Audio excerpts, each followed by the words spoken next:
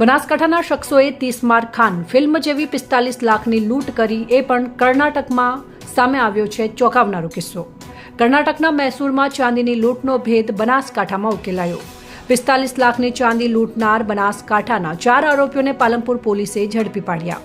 કર્ણાટકના મૈસૂરમાં થયેલી ચાંદીની લૂંટનો ભેદ બનાસકાંઠામાં ઉકેલાયો છે।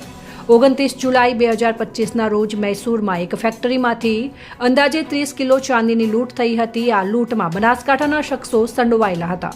લૂંટારુએ ફેક્ટરીના સિક્યોરિટી ગાર્ડને બંદૂક બતાવી બંધક બનાવીને 45 લાખથી વધુની કિંમતની ચાંદી લૂંટી હતી।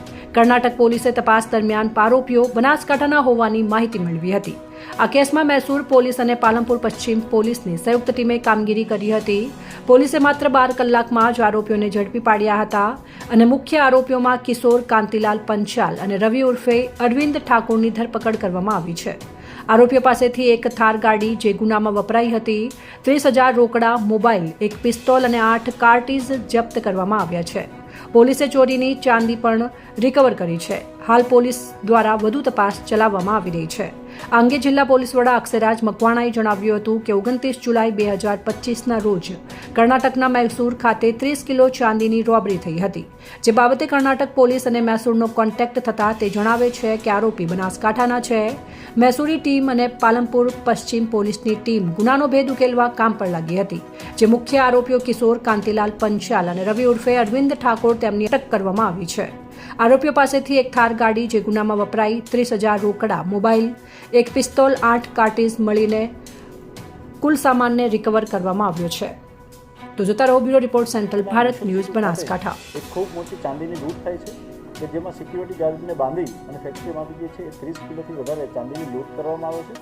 ત્યારબાદ મૈસૂર સિટી સાહેબનો અને ત્યારબાદ ફ્રાન્સના પોલીસ અમારી પાસે આવ્યા છે અને મદદ માંગે છે, કારણ કે આરોપી જે હોય છે તે લોકેશન અહીંયા મળતા પોલીસ દ્વારા, એટલે કે પાલનપુર પશ્ચિમ પોલીસનો કોન્ટેક્ટ કરતા અને એએસપી દિયોદર એની સુપરવિઝનની અંદર આ ટીમને તૈયાર કરી મૂકવામાં આવે છે અને આરોપીઓને માત્ર 12 જ કલાકના ટૂંકા ગાળામાં આ તમામ આરોપીને પકડી લેવામાં આવે છે। જે મુખ્ય આરોપી છે તેનું નામ છે કિશોર કાંતિલાલ પંચાલ, કે જે ડીસા ખાતે રહે છે। તો તેની સાથે આરોપી જે છે રવિ ઉર્ફે અરવિંદ ઠાકોર છે, કે જે પણ જે છે હાલમાં ડીસા ખાતેથી મળી આવ્યો છે। કિશોર કાંતિલાલ પંચાલ પાસેથી થાર ગાડી કે જે લૂંટમાં વાપરવામાં આવતી તે, 30,000 રૂપિયા રોકડા, મોબાઈલ, એક પિસ્તોલ અને સાથે સાથે એમાં 8 કાર્ટ્રિજ પણ મળી આવ્યા છે। આ આરોપીઓ જે છે તેમને હાલમાં કર્ણાટક પોલીસને સોંપી દેવામાં આવ્યા છે।